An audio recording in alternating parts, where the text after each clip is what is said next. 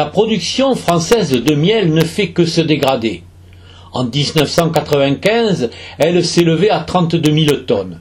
En 2015, elle est d'environ 15 000 tonnes, soit une baisse de plus de 50% en 20 ans. Un des facteurs de ce déclin, ce sont les pesticides, tueurs d'abeilles. Un autre fait des ravages dans les ruches, le Vespa velutina, le frelon asiatique.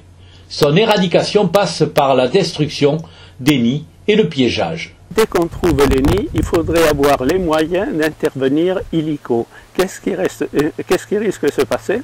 C'est que ce nid, s'il n'est pas détruit en son entier, il risque d'héberger des femelles fondatrices et qu'on va retrouver au printemps prochain. Les mairies essayent de se donner bonne conscience, c'est vrai, mais il n'y a pas assez de dynamisme. On attend. Dans notre cas présent, il faut attendre qu'il y ait 5 nids de frelons qui soient recensés pour que le désinsectiseur se déplace. Les frelons asiatiques agissent rapidement, avec une efficacité redoutable. À moins de 2 heures, les frelons peuvent détruire une colonie d'abeilles forte, puissante, de 60 000 abeilles. À moins de 30 000, il faut 30 000 abeilles pour produire le premier kilo de miel, sans quoi c'est pas possible. Ça nous décime nos colonies, le cheptel, etc. Donc chaque année, il faut redémarrer et c'est un handicap réel. Dans une société en pleine évolution, l'avenir de l'apiculture semble donc bien compromis.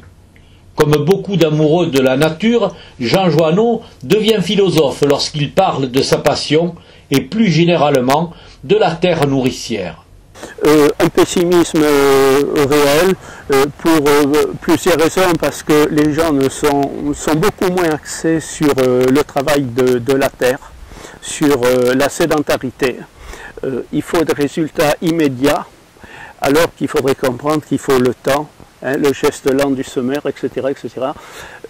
Il faut donner le temps au temps et on veut des résultats immédiats.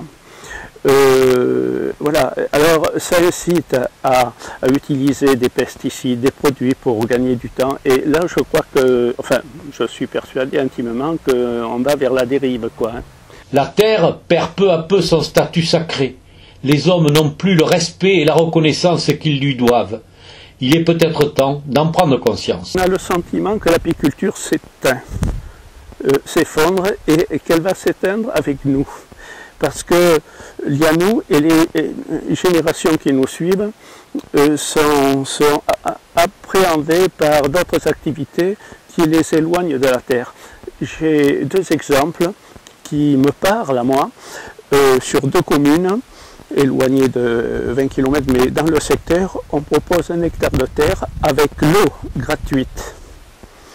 On a applaudi pour cette proposition, mais qui n'a pas eu de suite, parce que pour faire le jardin, il n'y a plus personne.